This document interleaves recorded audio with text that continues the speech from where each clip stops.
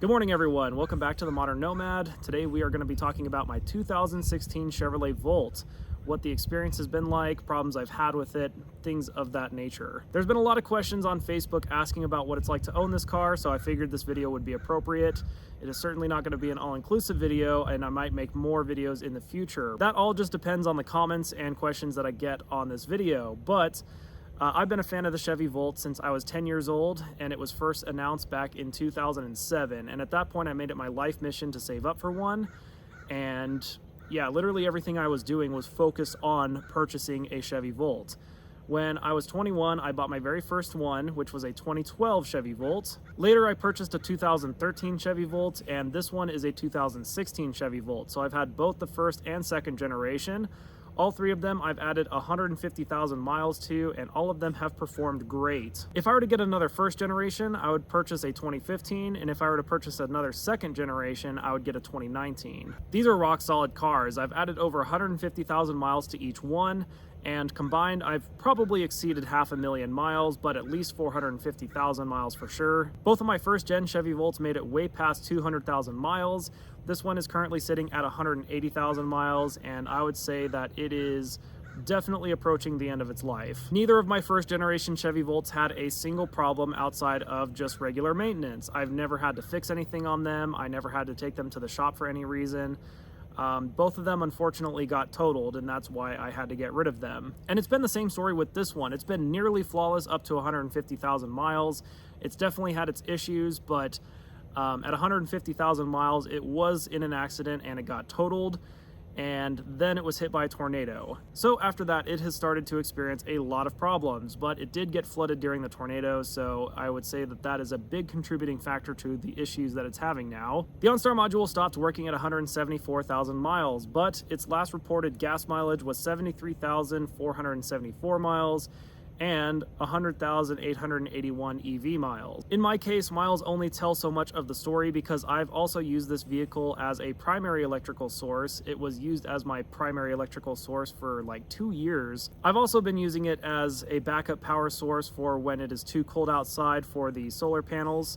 So it'll run my mini split and my heat and just kind of keep everything in the bus going. But it's definitely got a lot of idle time on the engine. My engine has tons of engine idle time for generating electricity and just idling for DoorDash in general. So I would say that the engine has run probably just as much, if not more, while doing that as it was driving. This is very much a DIY car. It is not the easiest car to work on in the world on your own. It definitely requires a lot of scan tools and software and programming knowledge, which I am a little bit out of touch with now. I'm a very technical person, but when it comes to software, that is definitely my struggle point. It seems like no matter what mechanic or dealership you take it to, they pretty much just don't want to deal with it and they give you the go-away price. So that has forced me to learn a lot about this car and fixing it myself. Looking at these Facebook groups, it seems like that is a very common thing. A lot of dealerships just don't want to deal with the electrical system, so they just brush it off and say, you got to replace the battery, even if it's like a $20 sensor. At the very least, it's helpful to know what's going on behind the scenes with the car and sort of the basics of how it functions and how it works, because then you can tell if the mechanic or the dealership is just feeding you a line or if they're actually trying to help you. Some of the newer cars I've had, aside from the Volt, were the Mazda Miata, I had a Mazda 6, I had a Honda Accord, and a Nissan Versa. And all of them had less than 100,000 miles added by me. All four of those cars individually had more issues than all three of my Volts combined. So like the Nissan Versa especially, I would never ever consider buying another Nissan. They are garbage cars. But I spent more money repairing the Nissan Versa than I even spent on the car itself. I would say that one's an outlier. The Mazda 6 and the Mazda Miata were definitely my more reliable cars. And even them, they still had a lot of repairs compared to what I had to do with all three of my Volts combined. Both of the previous Chevy Volts that I had leather seats, and the leather seats seemed to wear out really fast. This one has cloth seats, and there's no noticeable wear that I can tell. A lot of the commonly used buttons are a little bit worn down, but they are not what you would expect them to be for almost 200,000 miles. When I first got my Chevy Volt, it was getting about 14 kilowatt hours per charge. Now it only gets about 13.4 kilowatt hours per charge, but that's actually pretty impressive considering that it's retained 95% of its capacity. This is not the most accurate way to measure battery health, but it at least gives you a ballpark idea of how your battery is doing. I'm not really sure what affects the rate of degradation on a electric car battery, but if it helps at all, pretty much every long trip I've ever taken with any of my Volts, and especially this one, it's always been in mountain mode, and I use it basically every day. It's never sat for longer than a week, so I think that using these batteries a lot, cycling them, regularly and keeping them warm and conditioned, I feel like definitely helps out with retaining the battery capacity. I've seen a lot of people with the same year or even a newer Chevy Volt, and they say that the battery capacity is only 10 kilowatt hours, or even worse in some cases, or they're getting some check engine lights for low battery pack voltage. And it seems like all those ones have under 50,000 miles, or at least under 100,000 miles, or they've been stored for a long period of time. So that's all just a theory. I don't know if any of that is actually accurate, but that is just my guess on why that might be. I like to live in cold climates, and I've been hanging around cold climates mostly, and heat on this thing uses a tremendous amount of battery. I found that if you have the heat set to max and you have it set to 61 degrees, it seems to keep the inside warm enough without just completely burning through your battery pack. But if you have it set to like 68 or 72 degrees, for example, the heat can use just as much power as driving. So you might only get, 15 or 20 miles on a charge when you otherwise would get 45 or 50. It's an awesome car for camping and living in. On nights above 15 degrees, the heat lasts all night at 61 degrees and automatic, but it's basically a dead battery by the morning. In gasoline mode, when it's above 15 degrees outside, it uses about a gallon overnight if you have the heat turned on. The air conditioner is a lot more efficient than the heat, but if I run the air conditioner on a low setting all night long, it'll end up in the morning with about half of the battery left, and if it's in gas mode, it only uses about half a gallon. And of course, this is with the most efficient setting, so if you have your air conditioner set to 68 degrees and it's 100 degrees outside, your mileage is definitely going to be a lot worse. So as far as problems that I've had with my Chevy Volt, the first two had zero issues until they got totaled, and then one of them just got hauled straight off to the scrapyard. The other one I tried to make it work, but it just wasn't in good enough shape to continue working. This one's been kind of the same story. It lasted great until 150,000 miles. Really all I had to do was shocks up to that point, and I'll get to that here in just a minute. But after it was totaled and then it got hit by a tornado, it's been pretty problematic since then. I'm not going to fault the Volt for that because obviously a flood damaged car is going to have a lot of issues, but here are some of the issues that I've had with it. I've had to replace the front shocks and sway bar links 4 times so far, and I'm now going on my 5th set.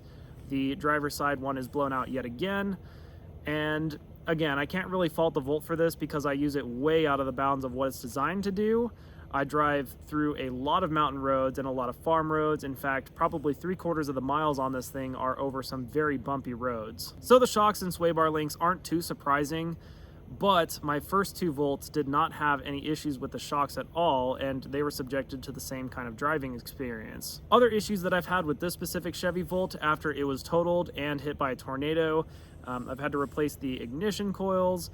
I had to replace the thermostat. I don't think the thermostat was related to any of that stuff. That was just a normal wear and tear thing. I actually had to do the thermostat twice because I got a cheap one, and then the cheap one pooped out like 5,000 miles later. One of the big issues that I had before all that was the EGR valve got clogged, and that was somewhere around 60 or 70,000 miles.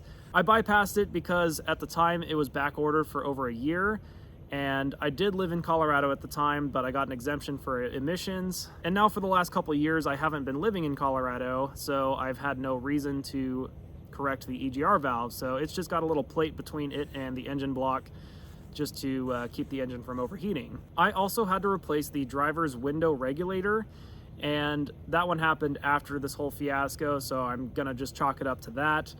I also had to replace the rear window switches and locks. Again, I think that was related to the whole fiasco that it went through. And I've had to replace 2 ABS sensors. One recent issue that I had, and it took me a little while to figure it out, is it would just say that the engine is unavailable, and it would only happen while I was driving uphill, and the only codes that were set were for no engine torque detected.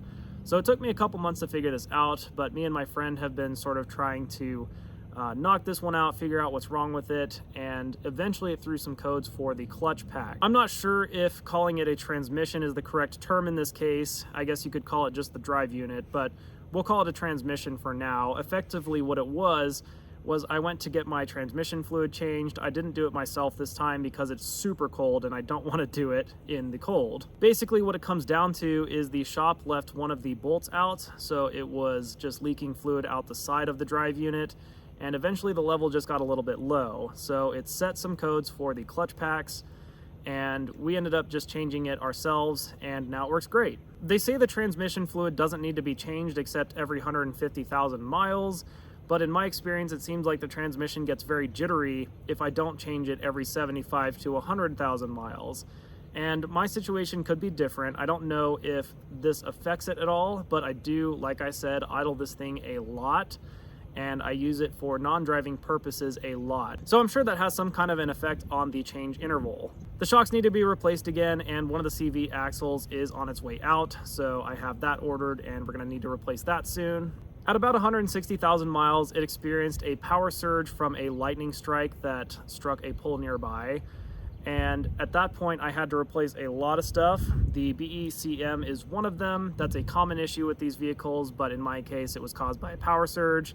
They also had to replace the EVSE charge cord, the battery contactor, and there's a handful of other parts that I'm not super familiar with or well versed with, but they had to replace a whole bunch of charging and battery related parts to get it working again. And it's still on the original battery. It still has the original cells inside of it, but some of the components inside are new. I don't really know what else to say about this car. If you guys have any questions, definitely feel free to leave a comment down below, and I'll try my best to answer them in a future video.